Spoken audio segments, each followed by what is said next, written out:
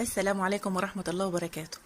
هنعمل النهاردة بط محشي ورق عنب، بصلاية وكوباية عصير طماطم، والبطاية اخدت صدمة على النار، هنشوحها بس نص تشويح، معلقة فلفل، معلقة 7 بهارات، معلقة ملح، ونزلنا بالخلطة بتاعتنا على البطاية، نقلبها كويس قوي وننزل عليها بالمية السخنة لحد ما نغطيها تاخد بس 3/4 سوا، وبعد كده نشيلها من على النار ونبدأ نحشي بها بقى ورق العنب.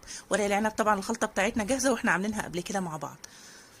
حشينا البطايه ورق العنب بتاعنا، وبعد كده بعد ما هنحشيها هنغطيها بورق الفويل، وفي الارضيه بتاعه الصينيه بتاعتنا هنحط فيها اي خضار عندنا وندخلها في الفرن.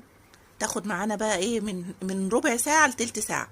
هي اصلا البطايه تقريبا مستويه، والمحشي بتاعنا ما بياخدش حاجه، بس بنزوده كوبايه شرب. تطلع معانا وبالهنا والشفا، بتبقى جميله جدا، والمنظر بتاعها اصلا يفتح النفس.